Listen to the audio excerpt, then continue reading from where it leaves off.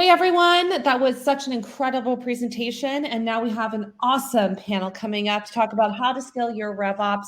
We have Daryl Alfonso, Global Marketing Operations at Amazon, Molly Bodensteiner, Director of RevOps at Syncari, and moderating this panel, we have Eddie Reynolds, CEO at Union Square Consulting. This is going to be an incredible panel. Eddie, please feel free to go ahead and take it away. Awesome. Excited to jump into this.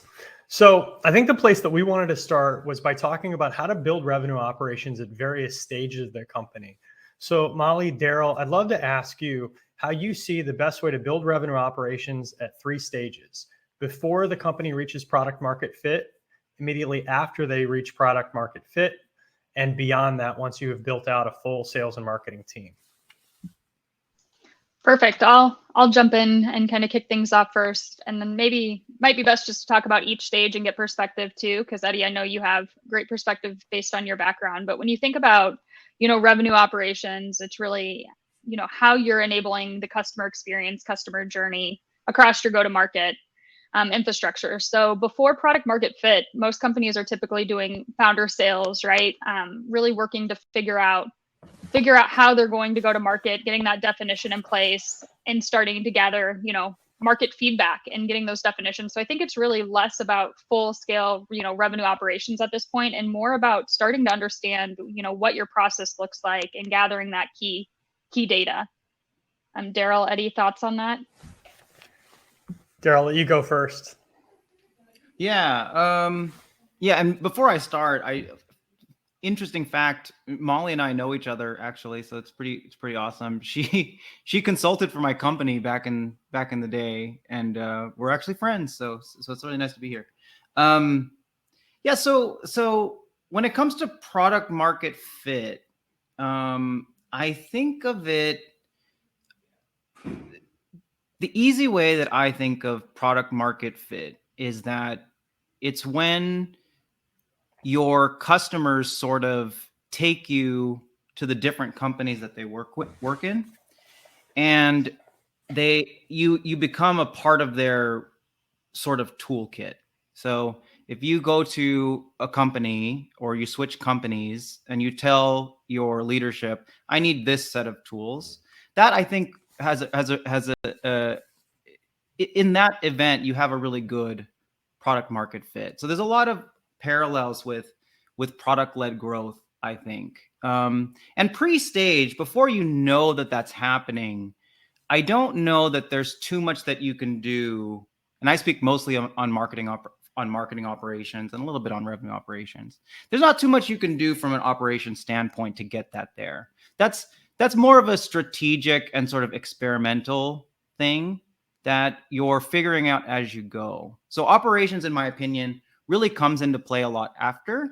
And we take on the role of more of a strategic advisor, giving leaders and the go-to-market team the intelligence and the data points and the sort of indicators of what's right and wrong. So that's how I kind of view product market fit before and after. Yeah, I agree with you both. I think that revenue operations ultimately should strive to make the go-to-market process more seamless and repeatable and scalable. And if you haven't achieved product market fit, there's not much to optimize there.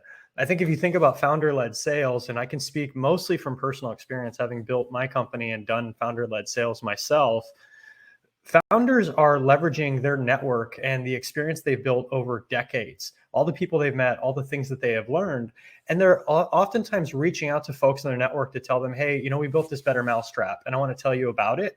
And then they're getting business from those people or people that are referred in. And that's not necessarily a scalable practice. It's a lot harder to hire an account executive with a few years of experience and say, hey, go sell the way I sell with this Rolodex and this couple decades of experience that you don't have. But I think from a revenue operations perspective, there's not much to build, but you can set up a basic CRM and track some really basic information, like how long it takes you to close a deal and really who is buying your product. And I think you achieve product market fit when you have a number of people that are willing to pay you money for the product that you have designed, that MVP. From there, you then need to think about, well, how do we scale this? How do we start to hire account executives, SDRs, bring in marketing, et cetera, and start to attract more of the people that look like the customers that the founder was able to attract? And what is the step-by-step process in order to achieve that? And how are we going to build that around people that are not the founder? And as you scale that and you have more sales reps and more in marketing, that's when you start to think about various systems that are being used and data that is being captured. Curious if you guys have any thoughts on that, or if we should go to sort of the next phase of the company as we discuss this. No, I think those are, great points. Once you've established product market fit and you've got to get out of founder sales to true professional sales, just getting those processes aligned so you can actually enable and drive and capture the right KPIs and metrics that you need. Yeah. And I think it's going to be different as you go into that next phase, whether you're, product-led growth, or you're more marketing heavy, or you're really more outbound heavy. But I'd be really curious if you guys could share what you've seen in your experience as the company hits their stride and starts to build out sales and marketing, what you think are most important in building the revenue operations to support them.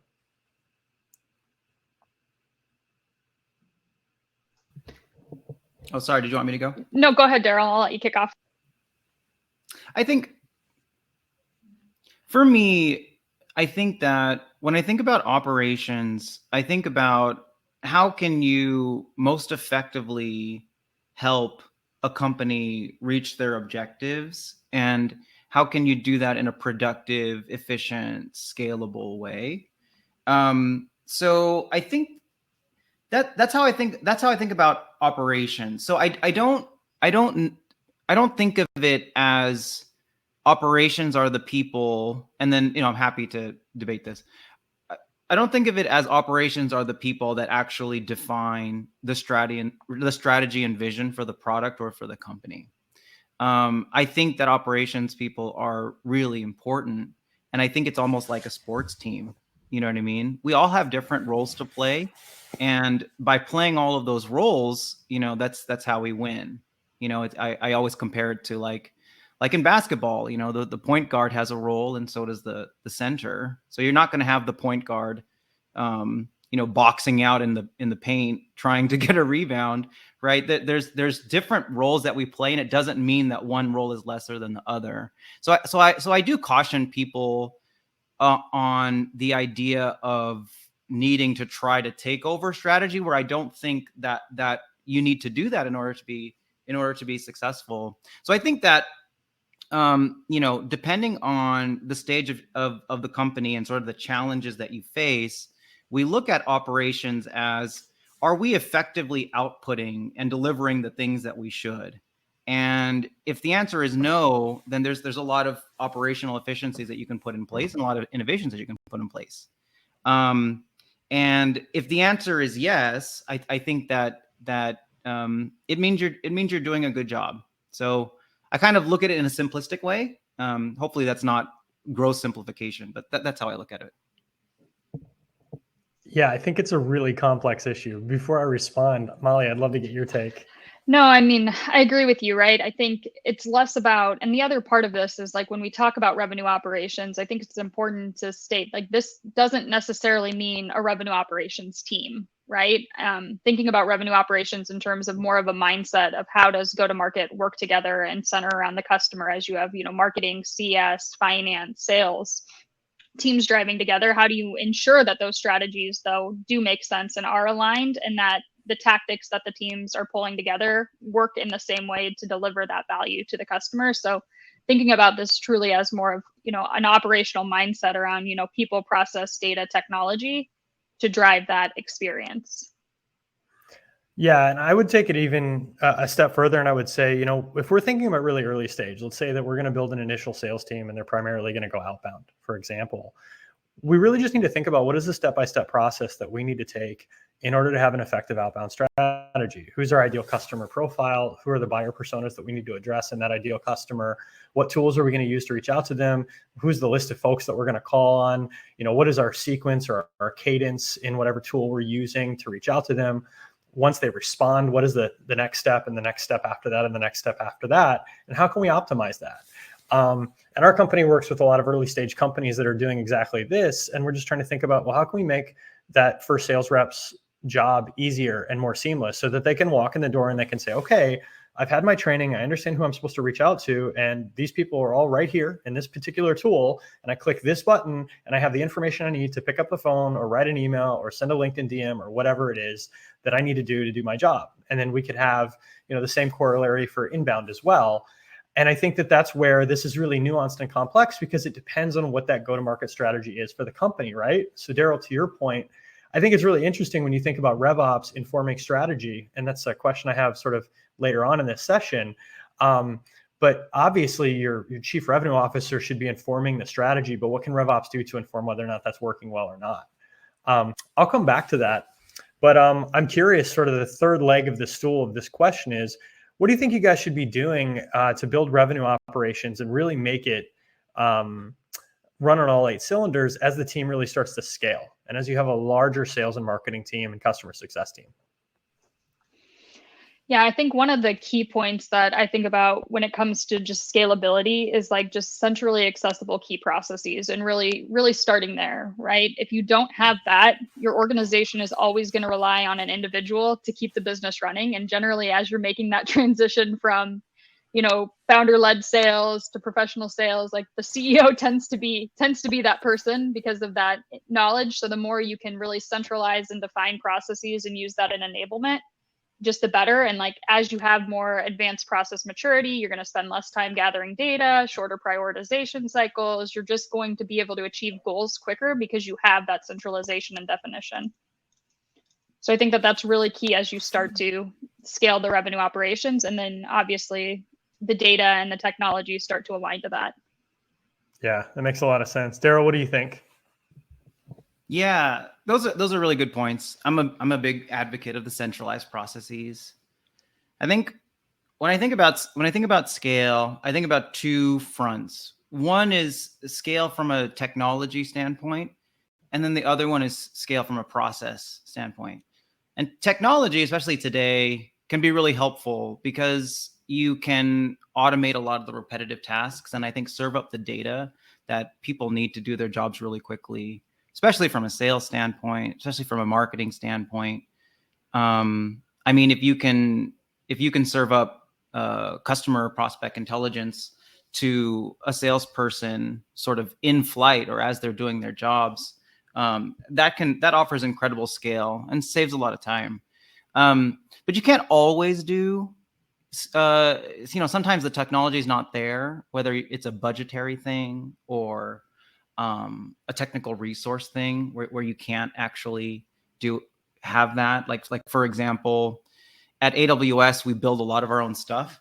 So sometimes we don't have the resources to build something specifically in a given time frame. So that's when you have to move to the process side of scale. And when I think about process, I think that you're always balancing quality and then speed. So, and I liken it to when I think about scalable process, from my experience, it's always actually like a tightrope. So you're like walking along this tightrope of, you're always either leaning toward the direction of it's too constraining or it's a little bit too empowering, which can translate to chaos. So for example, we have this marketing process that I implemented where every single campaign required a sort of objective third party to review it, to get it out the door, to kind of bring some sort of objective expertise to the campaign. This, I think, and I still do think, is a really powerful thing to do, especially from a customer perspective, being able to step outside of yourself and not be sort of beholden to internal goals and internal, sort of pressures. However, based on feedback, and we have, over 1,000 marketers at this point trying to produce these type of campaigns, this ended up being a too constricting type process where rather than end up being a net benefit for the customer and for goals, it was a detractor because it slowed things down too much. So that I think is a good example of this whole idea of this tightrope. And I really like the idea of the tightrope too, because you can never really get comfortable with swing, and you're always going to be swaying in one direction. Again, empowering versus constricting, and you always have to pull it back just a little bit. And that's what you'll do regularly over time. Like once a quarter, you revisit the processes like this and really ask yourself, hey, is this doing what we wanted it to, or is it having consequences that we didn't foresee? I love that idea of the tightrope, because it really addresses the idea that like your outcome is your activity times your effectiveness, right? And so the more activity you have, the less effectiveness you're generally going to have, because you're putting less time and effort into it, whether it's a marketing campaign or it's a cold sales call or it's the way you're handling an inbound lead. You know, if you're spending hours and hours doing research, perfecting that pitch, that messaging, et cetera, before it goes out, it's going to be more effective.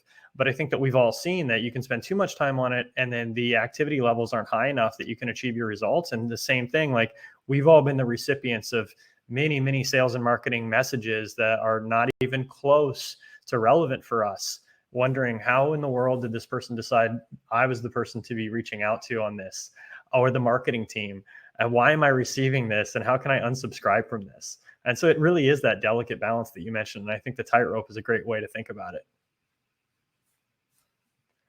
The next question sort of on my list had to do with broken processes. So if we and this is a really great segue. So if we take it a step further and we think about these processes that you guys are running in your organizations, I'd love it if you could share another example of where you had a broken process in the past and how you're able to mitigate it, things that you guys do on an ongoing basis to try to identify these broken processes and then fix them.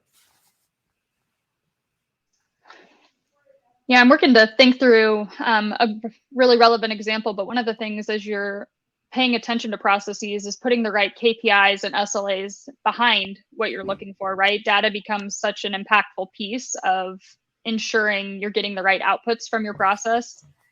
Thinking about things like SLA setup, right? So we've set up SLAs for inbound. And for our audience, what's an SLA? Oh yes, a service level agreement. So setting something like an expectation of a time period of when something needs to happen. Thank you for calling me out on my acronyms. So if we think about, at the time an inbound demo request comes in from our website, how long does the SDR BDR team to have to follow up with that person, right? Where's the infraction? We know based on research, less than an hour tends to be harder to track that person down. Within 10 minutes, you're typically able to get a hold of them. So how do you, when you're defining those processes, put the right expectations around that timing and using data to really drive that and set that constraint in terms of like, do we have the right expectations? Is this the right process? Are we providing the right user experience? And are we getting the outcomes that we want? So when, generally you're a newer company and you're defining your processes, you're not going to have the data off the bat to really make those concrete definitions. So really taking, I'm going to call it that swag approach, that light approach to not over architect the process, but put some hypotheses behind here's what we think should be happening, and being flexible enough that as you see the data, you can adapt and evolve it so it makes sense to the business and makes sense to the customer. Yeah, that makes a lot of sense. Daryl, anything you want to add to that? Yeah, good points. And I have a comment on SLAs too, but I'll talk about process first. I think so. There might be a little bit of a definition thing. I think for me, if a process is broken, it means that the output isn't what you intended or what you want. So in that case, then it's not doing what it's supposed to be doing. Then I would define it as broken, and you need to fix it. It's usually mostly a misalignment problem, a technical problem, something like that. There's just some overall confusion. I think what we see most often is processes that could be made more efficient. And the way that I look at that is you make processes more efficient by either simplifying, meaning reducing the steps, like reducing 2 steps to 1 step. Maybe one person does 2 things instead of having to pass it down an assembly line. And then innovation. And innovation, I think, is a really cool thing where you are looking at a process in a different way, or your work in a different way that sort of makes the old process obsolete. And those, I think, are some of the most fun things to do. You know, we had one example where we have these subject matter experts at AWS that are kind of few. There's not too many of them, and they have to review campaigns regularly. And one of the things that we're trying to figure out is, how can we get them to review these campaigns faster? How can we get them to review the technical setups faster?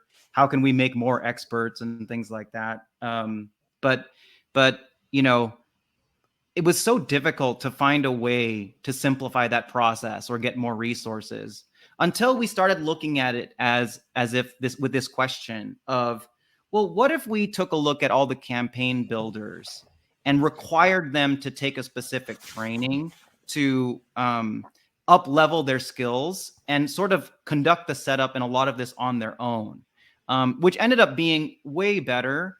And the end result sort of made the old process obsolete. You know, the end result was, you know, people can be more self-sufficient and do better work on their own, which is what they wanted in the first place. So I really like that the topic of innovation when it looks to process. One last point that I'll make, because I probably know we have to get to questions or something, but one I think that we should be careful about SLAs. You definitely should have them, but one thing that it doesn't show is it doesn't show a misalignment of goals or of like vision. So, you know, you can have SLAs, which means I have to do something for you in a given time frame, but it doesn't mean that I will want to do it, and it doesn't mean that I'm going to do it better next time. And those questions are answered through shared goals and sort of shared vision. So while SLAs are important and you need them in place, because otherwise it's chaos, don't just start shoving them in everywhere to fix things that they're not really designed to fix. A little bit of rant there, but just wanted to put that out there. No, 100% agree with you, right? You can't put SLAs everywhere, because it's going to be, one, harder to just monitor and measure them. And the other part is, like, you think about the people who are executing on things and providing them some autonomy in what they're doing to make sure that they can do the right things. But when you think about the customer experience, at what point, because you do not do something in a certain period of time, you know, key example of this is support tickets. If somebody is raising their hand, they need help from a customer support standpoint, you know, if you don't have some mechanism to make sure you're reaching out in a certain period of time, how does that impact the customer's trust and the customer's value in your platform? Right. And you know, and another great example is, in an ideal world, sales should want to follow up on the leads that marketing passes over as fast as possible, because they're good. They're really good. And, you know, the benefit is understood by both, that more deals is going to be better for everyone. So if there's a problem, if you're trying to force that with an SLA, it's indicative of a larger problem, which means that probably the leads aren't good, or you know, there's a sales and marketing misalignment. So just another thing. And yeah, I agree with you. For Molly. sure. Awesome. Well, I'd love to open this up to audience Q&A. So, and at least if you want to surface some questions from the audience, I can try to field them.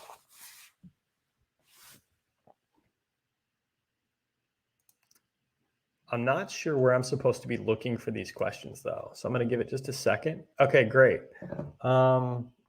Win rated versus product market fit.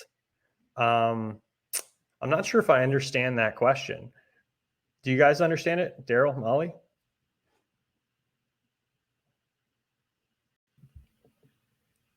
All right, we're going to skip that one. Let's see if there's any others.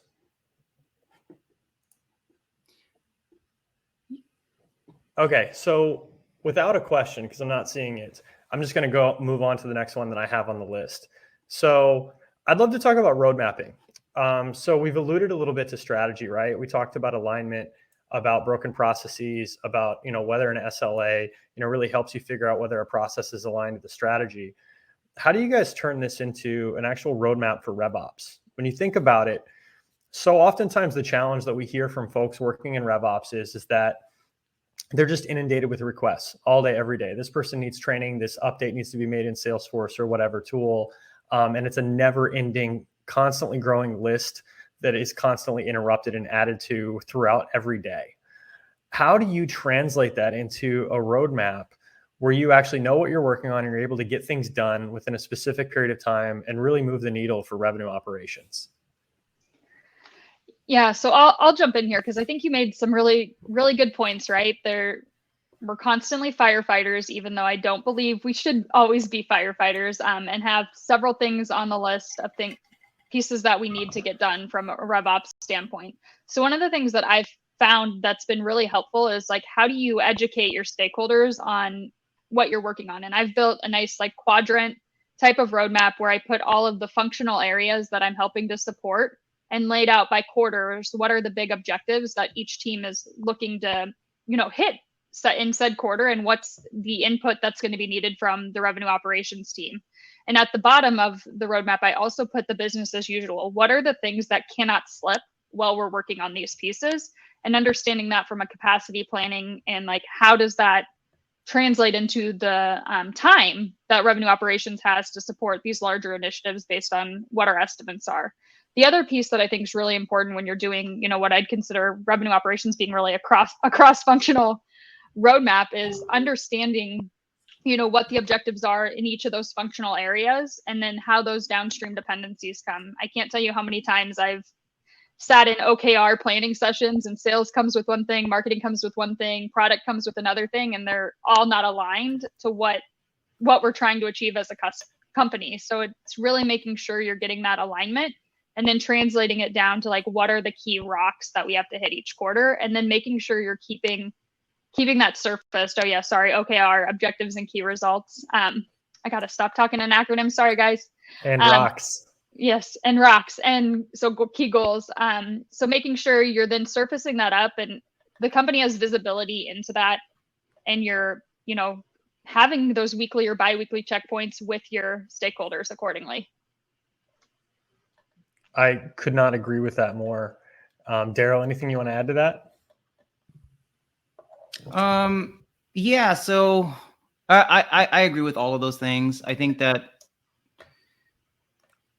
one way to do it that I really like to do is identify 5 of your biggest improvement areas that tie ops to your business objectives, and then work backwards to create your roadmap. That's how I would do it.